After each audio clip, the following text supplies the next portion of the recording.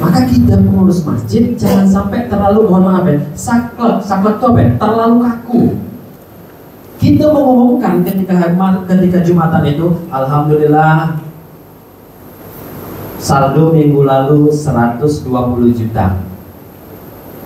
Pemasukan Jumat lalu 9 juta. Pengeluaran dari Jumat lalu sampai hari ini 5 juta. Jadi saldo masih 100-an juta. Tapi tetangga masjid kita kelaparan, kita tak ada peduli. Tetangga masjid kita belum makan, kita tak tahu.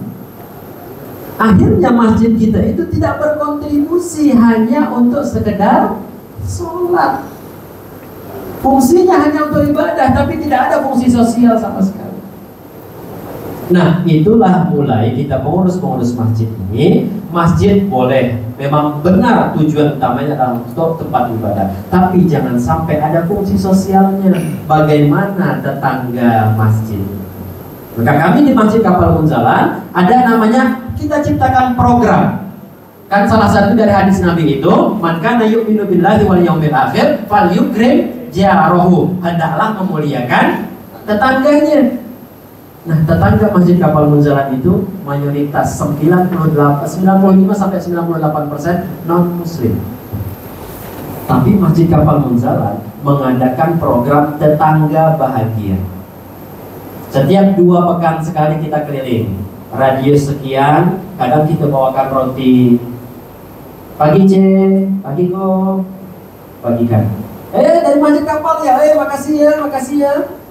Yang sudah pernah mungkin sering ke Masjid Kapal, di belakang itu ada bakmi singkawang tuh. Wah, itu kadang-kadang sambil kena aromanya gitu, karena kan ada ya hewan-hewan itulah itu. Kita kadang-kadang sambil bagikan, ada aroma-aromanya lah gitu. Tapi alhamdulillah dengan itu, tetangga yang tadi mayoritas non muslim tidak pernah protes yang namanya suara azan. Padahal suara azan Masjid Kapal Munzalan itu tak ada towernya, tapi suaranya luar biasa. Towernya itu tidak, kalau tidak salah ada 16 sampai 18 tower, semua penjuru. Tapi tidak ada protes, karena apa? Kita ada kontribusi untuk tetangga. Bahkan dulu ketika Covid, Masjid Kapal Munzalan mengumumkan tetangga-tetangga masjid yang tidak bisa bekerja, kehabisan beras, silakan datang ke masjid. Masjid sebagai solusi, masjid sebagai kontribusi masjid untuk umat itu nyata. Jadi orang ketika sesuatu menimpa keluarga, menimpa dirinya, mereka tidak lari ke diskotik, mereka tidak lari ke warung kopi, tapi larinya ke masjid. Itu adalah fungsi dan kontribusi. Masjid kita harus berputri dan kontribusi. Dan yang harus, kalau ini tadi sudah sepakat, berarti yang kita inginkan adalah masjid yang berfungsi dan berkontribusi. Pertanyaan saya selanjutnya, masjid itu punya Allah atau punya pengurus masjid? Ini agak ragu nampaknya nih. Kita sepakat dulu nih, nanti terlalu jauh materi saya nih. Ini soalnya materi saya, mohon maaf Pak ya, saya jarang-jarang ke Singkawang, agak-agak nusuk tak apa-apa lah ya. Mohon maaf, ini orang muda nak ngomongkan apa nih, mohon maaf kalau nusuk-nusuk nanti ya materinya. Ya, kadang-kadang memang perlu ditusuk-tusuk, kadang udah tusuk pun tak merasa gitu. Kalau beliau tinggal di Singkawang, kalau saya ini mohon maaf. Kita sepakat ya, masjid punya pengurus masjid atau punya Allah? Punya Allah. Kata siapa? Al-Jin. Allah. Di dalam Al-Quran. Al-Quran itu pasti benar atau mungkin benar? Pasti benar. Yakin kita ada nih? Sekali lagi lah ya. Al-Quran itu pasti benar atau mungkin benar? Pasti benar. Pasti benar. Kita sudah yakin kalau Al-Quran itu pasti benar. Tapi berapa kali kita kembali ke Al-Quran ketika mengurus masjid? Pastinya. Pak enak materinya. agak lambung-lambung dikit, kemudian dicemes gitu ya. Lanjut.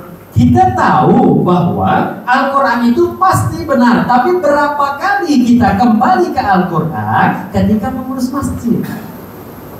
Ini belum masuk materi tentang peradaban nih. Ini masih pinggir-pinggirnya ya, dong. Kenapa saya sampaikan materi ini? Karena saat ini fenomena masjid yang pertama tadi, fenomena masjid fokus pada beton dan besi, bukan fungsi dan kontribusi. Itu pertama.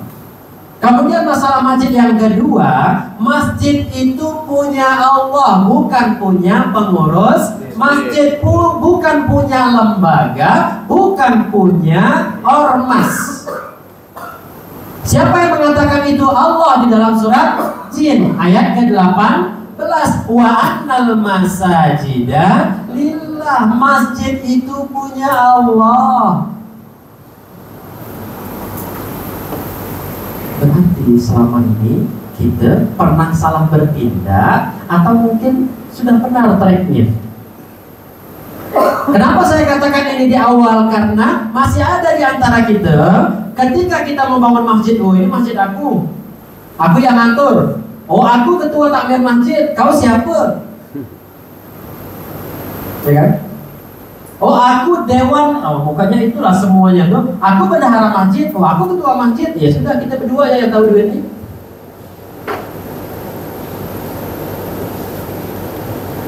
Mohon maaf, kenapa masjid kita kadang-kadang jarang orang mau nyumbang besar ke masjid kita? Tak percaya. Karena yang tahu keuangan itu hanya ketua masjid dengan bendahara. Saldo ada tapi duitnya tak ada. Si ini ngutangkan sekian, si ini sekian, ini kasbon lo ya. Uang masjid itu aku pakai lo ya. Nah kembali. Tadi disinggung Joko Karian. Joko Karian itu saldonya 0. Kami di Munzalan bukan 0, saldo minus. Kegiatan sehari-hari dalam satu pekan, mohon maaf, kegiatan harian, contoh saja, kegiatan harian pagi, setelah pagi itu kemudian ada baca Al-Quran sama-sama. Kemudian di selain hari Senin dan hari Kamis kita ada makan-makan setelah subuh.